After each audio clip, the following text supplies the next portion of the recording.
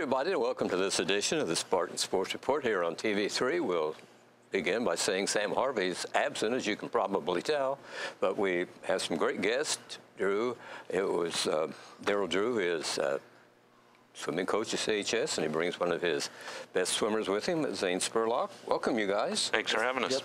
How's the season going, Zane? It's going pretty well. Not as good as we have in the past, but it happens. Okay, we understand. Darrell, it's getting toward the end. It is. The girls got about 3 weeks, and we'll start. We'll have sectional. We'll start tapering probably next week, and then 2 weeks later we'll start tapering with the boys. So not a lot left. The girls and boys both have a dual meet this coming Saturday against South Dearborn. Okay. At 11 o'clock, but we just rescheduled, and then the boys have a meet with Muncie Burris. Coming up the 30th, and we'll be wrapping it up. There's quite a space there between. It is. It's actually a nice thing, though, because we can actually get the girls started training and then start tapering them for it, and then the same way with the boys. So it's nice to have about 2 or 3 weeks rest. Okay, well, that's good. How the team's going? So far, so good. I mean, I'd like to be a little better, but we've had some slip-ups, and the girls are 6-2, and the boys are 5-3, but the teams that have beat us have just been better than us. So, I mean, you don't mind losing to a team that's good. Sure. I mean, you want to win them all, but so it's been a pretty good season. Both teams got second at conference, or no, the girls got third and the boys got second. So it was good. It's been good so far. Yes. Zane, what events do you participate in? I do a lot of the sprints, the 50 free, 100 free, and then all the strokes mostly. So you keep pretty busy. Yeah. Personally, what's been your best? 50 free. Okay. That's in what event? That's the event. That's the 50 free. Oh, okay. 50 freestyle. Yeah. Okay. Good deal. 2 laps down back. You like to swim, apparently. Oh yeah. You've been part of the CHS swim team for how long? I swam all 4 years. I swam 2 years of middle school. So this year will be my 6th full year of swimming. He's one of your best swimmers. He is. Zane works very hard. And, yes. Actually for Zane, he started late. He only started in middle school. Most of those kids are starting at 7, 8 years old. So he kind of got a late start and has come on really well. So he's doing well. We got several colleges we're talking to right now to see where he's going to end up. And, hopefully we'll get him moved on to the next level.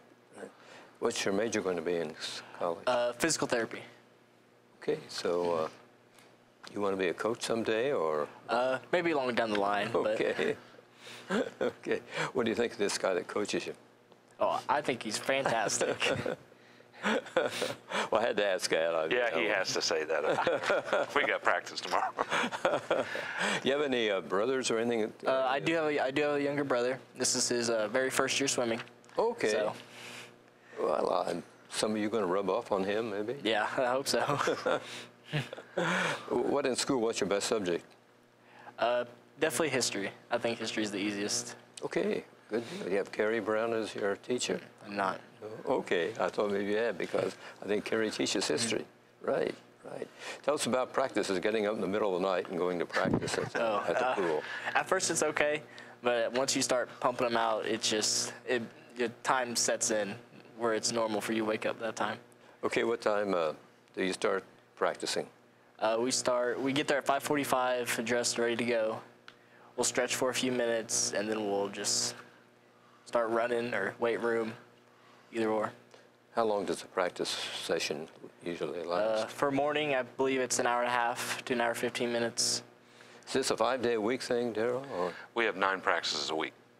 9? Yeah, Monday, Wednesday, and Friday we go 5:45 to 7, and then we go in the evenings 4 to 6, and then Saturday we usually do about a 2-3 hour practice. So it takes a lot of dedication. Absolutely. So it's a lot of practices. This is winter sports, of course. You participated in spring or fall sports? I played soccer in the fall. Okay. And your soccer team, how'd it go? I think we did pretty well this year. Good. Well, what position you play in soccer? Defense. I was a defender. Okay, good enough. Well, we appreciate you taking time out to stop by here. Some of your teammates, I know you work well with these guys. When you were a freshman, when you were back in middle school, who were some of the guys you looked up to? I always looked up to the older people, especially the captains, because I always wanted to be like them. Because my middle school year, it was up with Burnsot, Pax, and all them, and then my freshman year, Allen, Brayton, and I just really wanted to be like those guys, have their work ethic, and that drive to, be the best they could be. Sure. Darrell, how is it important that when you're a senior that you set the example for the kids? Our seniors show very good leadership, so it's been really good. We've always had great senior leadership, and the kids do an awesome job of doing what they need to do to lead by example. So we have good leadership. It's always worked really well. So, but they've been brought up through the system, through CAS, through clubs, so they know what to expect. I mean, yeah. Some of the younger guys, they come up and ask you for advice or something, Zane? Sometimes a lot of the newer kids will ask me for like stroke or stuff, or stroke and technique, and I'll just tell them how I do it. Okay. And hopefully it helps them. Well, it's been great watching you guys and I know you're probably looking at the end of the season with a little bit of sadness. Mm-hmm. Yeah. When will you know what kind of college you'll attend? I still have to do my recruiting trips. But I think I've singled it down to 2 for right now. I believe it'll be either IUPUI or Xavier. Mm-hmm. So. Darrell, when does the college usually make their decision? It really depends. Like with Pax, when she was being recruited, we told the coaches that, hey, we want to recruit and get this done early. We want it to be done before her senior year. So luckily for her, we made it happen, and she signed and just went and had a senior year. Reese and Zane, it's been a little later, and it's becoming more and more later for swimming. They want to see what you're going to do at sectionals and, things like that. So, but both Pax and Daniel Kenor, we got done early. But these guys are a little later now, and it's a more relaxed, so it's a little different, but we'll find out here soon what we're going to do, and hopefully we got our fingers crossed that we're going to open that Xavier pipeline that we got going down there and keep him down there. So, well, I'm sure they're pleased with your girls, so they think we better look at Connorsville seriously. So they do look at our swimmers. I got a pretty good relationship with their coach, and he's like, "What do you got?" So. The girls have opened a lot of doors down there for us, and so it's been good. Zane, will you be visiting Xavier and the other school? Yes, I think in these next few weeks, definitely after swim season, I think I'll be going up there for a few days. Okay. He's been down once. He went down and hung with the girls one weekend and hung out and met the team, and the team really thought he'd be a good fit, and I think Zane thinks he'll be a good fit. So. We've tried to open that door and get him down there as much as possible, and so I think it'd be good. Nice facilities at Xavier. Yeah, they're not the best. I mean, they're kind of like our pool. They don't have one of the big money pools like a lot of these places do. But it's not about the pool. It's about what you do in the pool. So. And he's got, we've got calls from IU. I mean, we've talked to Coach Lewis down there a little bit. And, so he's got some interesting calls and people looking at him. So it'll be interesting. What are the other seniors that you'll be losing? We lose 4 boys: Peyton Kiefaber, Nick Flug, James Smith, Zane, and Katie Cooley, Stevie Meyer, and Macy Weiler. So we lose. We lose what we call a lot of our sprinters this year, which is tough, that swim the 50 and 100s free. Have you got some kids coming up? We do. We got a few coming into the program that are going to just slide right in. Actually, one of them's working out with us now. Skylar Cavins is coming in next year, and he's doing real well for us in middle school and club right now. So, we got 4 or 5 boys coming in, I think about 8 girls. So, it'll take them a little bit to transition with that morning practice, and we don't get them just falling in our laps because of that morning practice times. They don't seem to want to be there that much. So, but we'll be all right. We'll bounce back next year. Is that a normal thing for schools to practice that time of the day, swim teams? All the ones I know of really? do. Yeah, your goal is to wear their body down as much as you can, and then at the end of the season start refreshing it back up, and that's when they take off again. So, so. It's been an interesting season. It's fun for you to watch you guys. Your Centerville meet was quite a success, and All these people jumping in the pool at the end. I mean, it's Well, our only problem, we haven't got you to get in yet. I don't know how we're going to get that. I don't know how we're going to get that, but we're going to have to work on that. But we had a lot of support from, Scott Collins and Brent Duncan.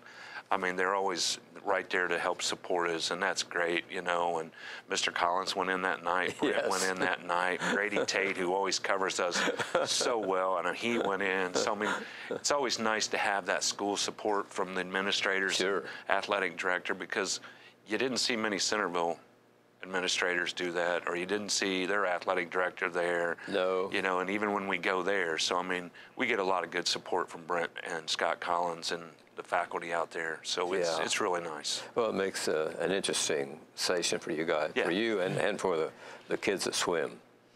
I mean, they appreciate it. They do. And, they do. And the fans. We need to thank the students. I mean, the students come out for that meet. They buy the shirts. I mean, they make everything possible. They're there to support that. So, I want to definitely say thank you to the students that follow us, because, I mean, that's a big support. I mean, that night, I mean, you saw it. It was packed, I know. So, I mean, that's it's great that these kids come and support the swimmers. I know you as a swimmer, you really appreciate the fans coming to watch. Yeah, of course. Do you hear the fans yell? I mean, they get worked up. Yeah, sometimes I faintly hear it. Other times I can't really, because I'm underwater. But Sure. Yeah. Well, it's just been really fun to watch you guys, and I think Connersville's lucky to have these kind of guys and girls that come out for the swimming team. We definitely are. Yeah. Talk about basketball a little bit. It's in session. You guys heard about the Spartans this year? Do they play? Yeah, they're doing fine. 12-3 is a pretty good record. JV teams also 12-3. You have some friends on the basketball teams? some of them, yeah. You get too many of the games? Sometimes I try to. A lot of times I try to go. Well, a guy gets up in the middle of the night, he's a little bit tired probably when basketballs start to fly at Spartan Bowl anyway. Connersville, as I mentioned, won game number 12 over the Muncie Central Bearcats last weekend.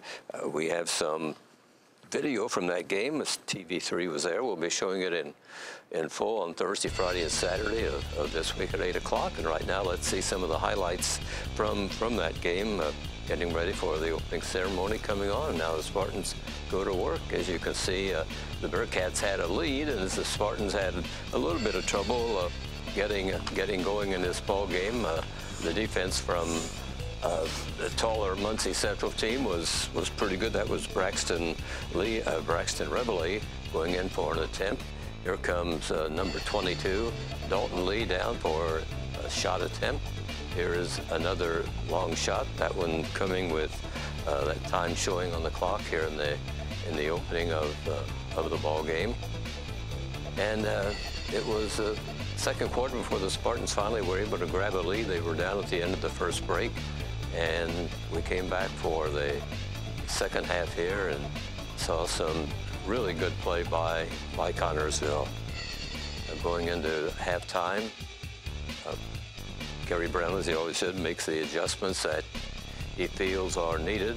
They'll be coming out here for the third period shortly, and still the Spartans are struggling in that third quarter, but there's a shot that goes up and in by Jacob Brown. This is Dalton Lee with a nice pass to Brown again. He's just a sophomore, standing 6'6", so we're expecting a lot of good things for a long time from Jacob Brown. There's a long three-pointer put in by the Spartans as they get one by Noah Belt, number 30. We're into the fourth period now, and this is when the Spartans really caught fire. I mean, they just blew out Muncie Central. They scored 29 points, the Spartans did, in the final 8 minutes of play after they really struggled for three. They only had 34 points in the first three quarters, so they lit a fire in themselves and began to pick up the tempo. They really wore down the Muncie team, even though they were tall. They had guys 6'6", 6'4", a really tall team the Spartans were firing from. There's a long shot by Braxton Reveille as finally found the net, and it was a great win for the Spartans.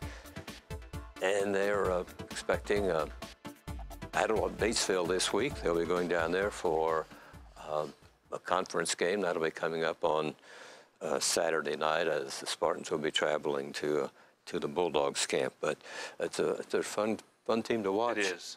Kerry does a great job with those coaches. Yes, he does. You know, those kids, and he's fortunate as I am. He's got some great kids. You know, I know two of them, Braxton Revley and Dalton Lee, both work at the park for us, and yes, he's got some good kids, and he pushes them just like we do. I mean, you know, he expects a lot out of his kids, and they respect him for that. So Kerry's doing an awesome job. I get to communicate with him a little bit with the elementary league that we run through the Parks Department. So he does a great job for that program. Yes, he does. We're fortunate to have him because he is well respected by many high school coaches, and has a great program. He Saturday night, I don't know if you guys were there or not, but they put all the youngsters from the 7th and 8th grade teams in middle school out.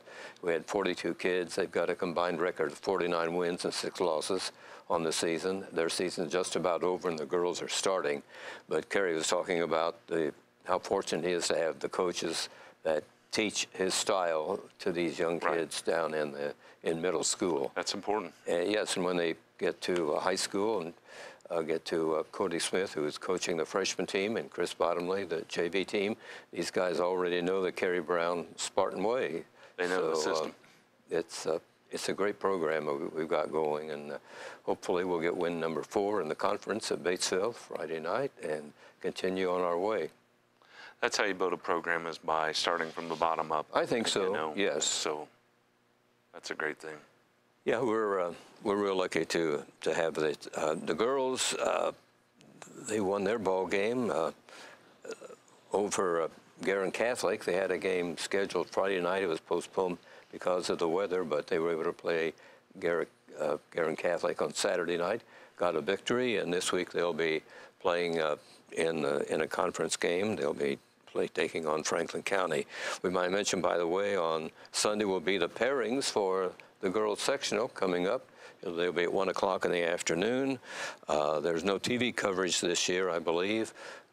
They will be on the radio. I don't know any of the stations. You need to scan the dial, and they will be on the website for the IHSAA. So we'll find out early Saturday or Sunday afternoon who the Lady Spartans will be playing when the sectional opens here on January 30th. We'll be having the sectional at Spartan Bowl on Tuesday night, the 30th, and then on Friday night in February, the Friday and Saturday of February. So we're looking forward to that, having a sectional. It's great to have a sectional. Yeah. It's tough to not use this Spartan Bowl for a tournament game. So finally, SSA came around and said that, yes, for the next 2 years, for sure, you'll be having the girls sectional. So it's always nice to have sectional here. I remember when I played, we had sectional and regional here, and you always had people walking back and forth. You know, fill the gym. You know, that was a long time ago. 6,000 people. Well, but, that was always fun to be at home in front of your home crowd. Absolutely. You know, I remember great events. People standing in line for tickets then. Yeah, they'd put up temporary bleachers. Yeah, 6,000 plus awesome. people in the bowl. But so we'll have some of that atmosphere return, I'm sure. Yeah, that's great. Right. You know. I want to wish the Lady Spartans the best of luck as they play in the sectional. We might look at some of this week's schedule for CHS. On Wednesday, the boys freshman basketball team will be meeting Rushville at the CHS gym. On Thursday, the freshman boys play at Union County. Friday, the girls basketball Lady Spartans go to Pendleton Heights. On Saturday, the Spartans meet Rushville at Spartan Bowl. That's a conference game.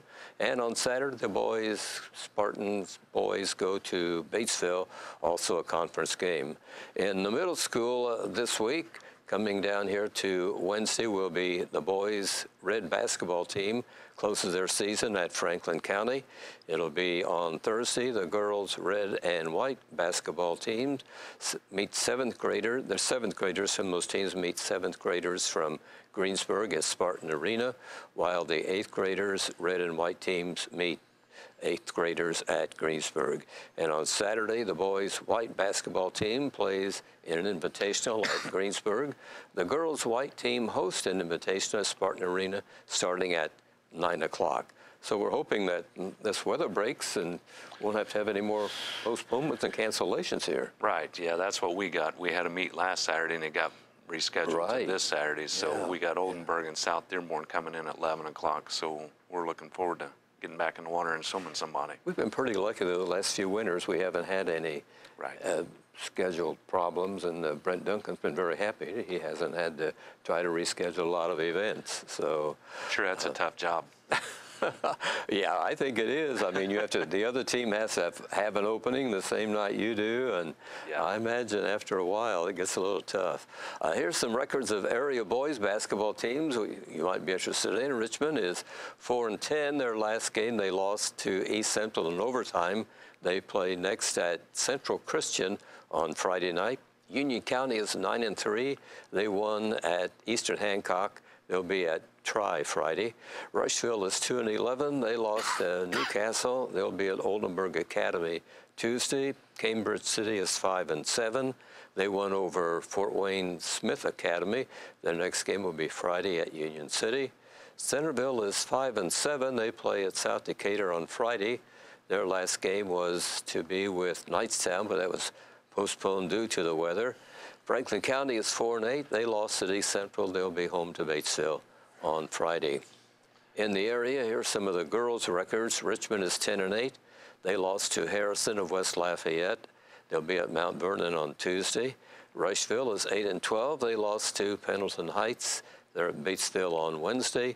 Girls of Franklin County are 8-10. Their last game was lost to Hagerstown. That last game was scheduled for Hagerstown. It was postponed. They'll be at East Central on Thursday.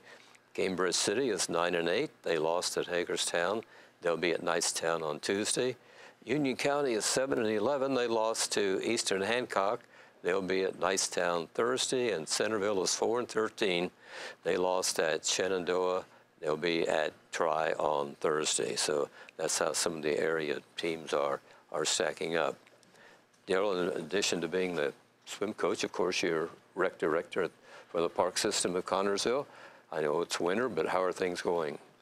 Well, you know, like everything else, we had to postpone our first elementary games were last Saturday, so we had to postpone them. So we'll get started this coming Saturday out at the high school at 9 o'clock in the morning with them. So men's league's going well, church league's going well. So, you know, we got indoor soccer getting ready to start next week. So it's a busy week, you know, busy things going on again. So even though it's winter, it's a lot of activity. It is. There's a lot of things going on, which is a good thing. You know, we keep kids busy that way. So. That's right. Coming up in the spring, what can you tell us about spring schedule? We'll have outdoor soccer starting. You know, we'll start t-ball, softball. Babe Ruth will be getting going. You know, so it'll all just turn over to the outside sports and go again. I know there's no work going right now on the launch for the canoe thing, but tell us how that's coming along. But you know, we had that day of giving on 12/12 just a while back right before Christmas, which, you know, and the weather wasn't great and the timing, you know, at Christmas, but still I think we raised like $66,000 for the new complex towards out there for phase 1. So, good. You know, that's going really well. And, you know, I want to thank everybody that participated. We had people from giving $5 to people giving, you know, big money. So, I mean, you know, it really worked out well. So it looks like we're going to get started in phase 1 in March.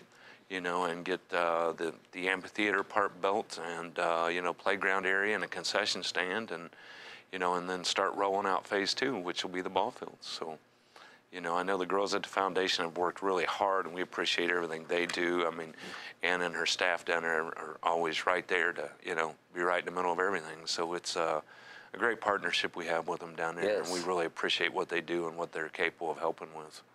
People ask what the timeline is to perhaps move the Babe Ruth field to there. I know we're a while from that, but do you have any idea how? You know, it just depends. I mean, you know, if we hit some big grants and we get some money coming in, it'll go a little faster.